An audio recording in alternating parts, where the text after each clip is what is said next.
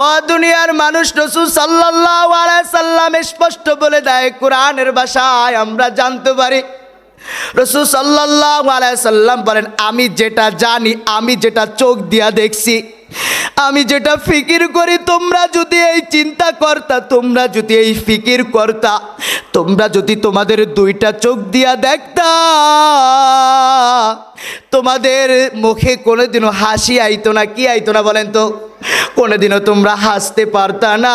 কারণ আমি নবী যেটা জানি, আমি নবী যেটা দেখি, আমি নবী যেটা চিন্তা করি, তোমরা যদি এটা বুঝতা, তোমরা যদি কবরের আযাবকে দেখতা, তোমরা কোনোদিনও খেল তামাশার মধ্যে থাকতে পারতা না, তোমরা কোনোদিনও এত হাসি তামাশা করতে পারতা না।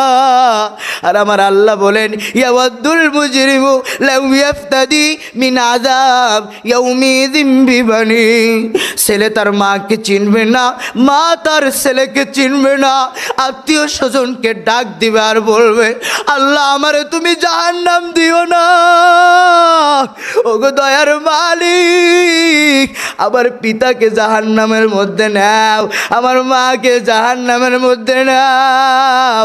ওগো দয়ার মালিক, আমার সন্তানদেরকে জাহান্নামের মধ্যে নাও, আমার পাড়া প্রতিবেশীদেরকে জাহান্নামের মধ্যে নাও, আমার বন্ধু বান্ধবদেরকে জাহান্নামের মধ্যে নাও। ওয়ামান ফিল আরদি জামিয়া, আল্লাহকে ডাক দেয়া বলবে, ওগো দয়ার মালিক, দুনিয়ার সকলকে জাহান্নামের মধ্যে নিয়ে যাও, দুনিয়ার সকলকে জাহান্নামের মধ্যে নিয়ে যাও, কিন্তু আমাকে তুমি নিও না।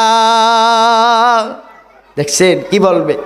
যে মা এত কষ্ট করে তাকে এত লালন পালন করলো, বাবা যে স্ত্রীর সাথে আমাদের এত সম্পর্ক, সকলকে জাহান্নামে দিয়া তারপর আমি আল্লাহর কাছে বলবো, আল্লাহ তুমি আমার জাহান্নামের মধ্যে দিও না। এখানে কি বলতে চান আপনি?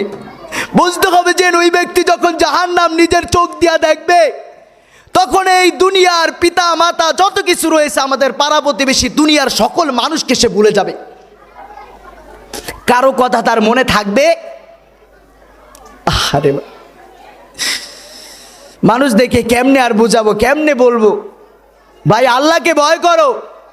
আল্লাহ বারবার বলেছে, ইয়া আইয়ুহাল্লাযীনা আমানুত্তাকুল্লাহ হাক্কা তুকাতিহি ওয়ালা তামুতুন্না ইল্লা ওয়া আনতুম মুসলিমুন। তোমরা আল্লাহকে ভয় করো। আল্লাহকে ভয় না করে তোমরা মৃত্যুবরণ করিও, তোমরা মুসলিম না হয়ে মৃত্যুবরণ করিও। কারণ কাফেরদের স্থান হলো জাহান্নাম। আপনি আমি যদি বেঈমান অবস্থায় মৃত্যুবরণ করি, ওই জান্নাত